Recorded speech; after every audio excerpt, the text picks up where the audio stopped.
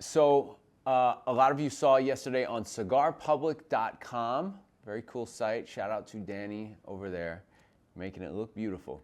That we got a cease and desist yesterday on the year of the Wabbit, which I found to be really odd that we would get a cease and desist on something called the year of the Wabbit, because basically everyone puts out a year of the rabbit cigar. What's cool about that Chinese Zodiac program is that everyone allows each other to do it without trying to go after each other, right? So Davidoff does it, Maya Selva does it, Placencia does it, and there's numerous others that do it. And that's what's cool about it, is because it's like we can all use that same motif and that same name, but we're not going to go after each other for it because it's the Chinese Zodiac. There's nothing original about it. 100%. So when we did the year of the Wabbit, I thought it was kind of like a little bit of a parody on that. Like everyone goes very serious with the Chinese Zodiac stuff, and so I wanted to do something that was a little more fun and funny. So that's what we did. Now, we got a cease and desist for that. Now, a cease and desist, for those of you that don't know, this is just a letter that says, hey, I'd like it if you stop doing that. So your coworker, you could send him a cease and desist tomorrow saying, I'd like it if you stopped wearing cologne to work because, and give a good reason why, you know, you have the ability to tell this person not to wear cologne to work anymore, okay? That's what we're talking about here when we talk about a cease and desist. Now, it's one thing if you use someone's actual name that owns a trademark on that name. So if we do a Dunkin' Donuts cigar and it clearly says Dunkin' Donuts across the front, of course Dunkin' Donuts is going to stop you from doing that. They start with a cease and desist. If you don't respond, then they take you to court. That's how it works. So in this case, we got a cease and desist, and we got it from someone who's very unknown in the industry. The guy wears pink bunny suits to events, to cigar events, which I always felt bad for him for that. Like, you're out there sweating your ass off, you know, at an event, walking around in a full-on suit. But it is what it is. I respected his shtick, okay? And I'll even give him a shout out here. This is the best shout out you're ever gonna get. Is the guy's name is Bunny Dropping. So, which again, like, it wasn't my, it's his thing is definitely not my thing at all. You know, the droppings part, a lot of the prison stuff, like, I just, you know, it is what it is. I'm not here to tell anyone that that's not cool. I'm just saying it's not my thing. So this is my thing, doing stuff like this. And yeah, you could say it's unoriginal, but it's also creative as hell and fun. And like, have you ever seen packaging like this on a cigar? It's collectible, it's cool, and when you, most importantly, like I said in the last video, when you smoke the cigar, you realize why we put so much hype on that thing is because the cigars are really that good. And typically, the better I package a cigar, the better that cigar is gonna be, although it doesn't always work out that way. So we got this cease and desist from a guy who's called a rabbit. No, he's called the bunny, and we're using rabbit. We're actually using Wabbit. He doesn't have his own name trademarked. And his name is Bunny. And he's coming after us for something called Wabbit because 2 years ago, he put out a product called Wabbit Season. I don't know what that has to do with Year of the Wabbit. William, you're a bright guy. Is any of this making sense to you? None at all. None at all. Okay. All right, so we have that. Then they claim in the letter that there was a, and hold on, before I keep going, I want to say, this isn't my doing. This isn't my idea. This isn't how, you guys have seen me for the last, I don't know, 4 or 5 months. Everyone's leaving me alone.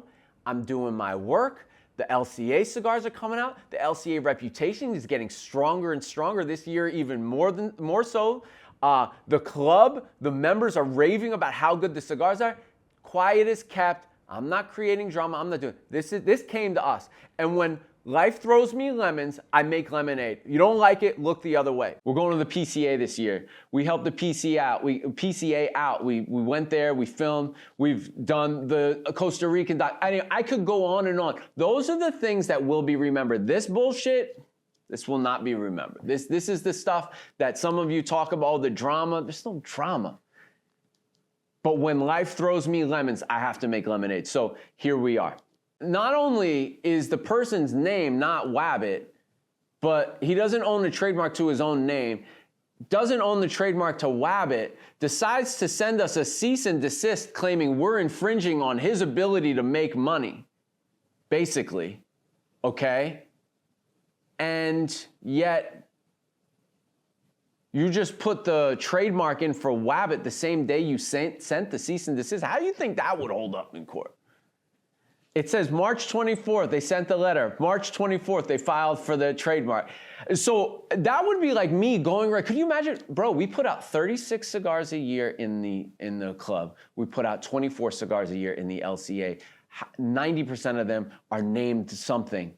This would be like me going out, it's not even in my name, me going after the next guy who tries to do anything with Napoleon or anything with, I don't know, whatever. The point is it's a shame. It's a shame because I don't think he actually sent this. I don't think he has the money for the law firm. No offense, but I don't think that you're a call a law firm in Idaho kind of guy. Sorry.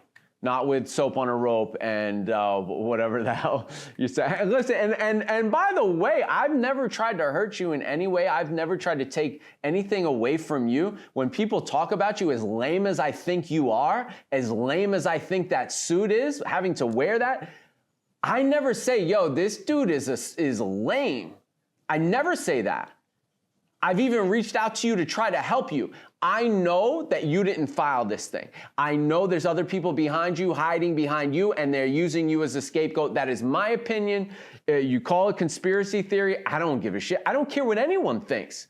All I care about is the cigars. That's the whole point of this. It's the reason why once my kid goes to school, I put on this hat and I'm a superhero in cigars. That's why, because of cigars, because of people like AJ Fernandez, because of people like Oman in Costa Rica, because of people like Eladio Diaz, Chico Rivas, and for every Sanj and every rabbit that tries to get in my way, you, no one will remember you when this is over, but they will remember the products we put out, okay?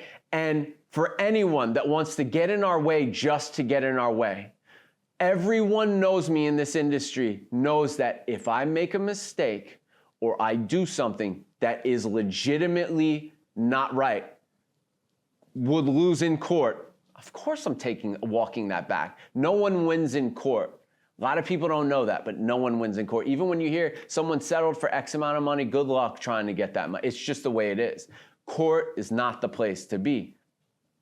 So all that said, we're still releasing this thing. You're not gonna stop Privada because we're just too big for this now. If we need to lawyer up, we can lawyer up. I'm not afraid of that. I expect it at this point. I'm shocked it hasn't happened sooner. The funny thing is this is the most ironically crummy cease and desist I've ever gotten. This is number 6, by the way. I'm collecting them. We're gonna hang them on the wall behind us. Second layer of pictures. It lets them know that people love their branding, that kind of stuff. Those were one of the comments that I got. Anyway, moving on, you will still be able to buy this. Don't get in our way. We are over here smoking cigars, enjoying ourselves. There's no reason to interfere with what we're doing. The craft cigar movement is alive and well. It cannot be stopped by people lower, by people higher, and eventually, I don't think there's gonna be anything higher. I think Privada Cigar Club is gonna take over this industry, and I'm so proud to have like 10,000 raving cigar fans with me, helping me make this happen so that the one day when that comes and we have locations all across the country, you're VIP. I'm gonna take care of my people so well. Like, I just can't wait. And there's a few segments of our business that are missing that will be added over the next few years. We're not in a race. This isn't a sprint. This is a marathon, and we're enjoying our work.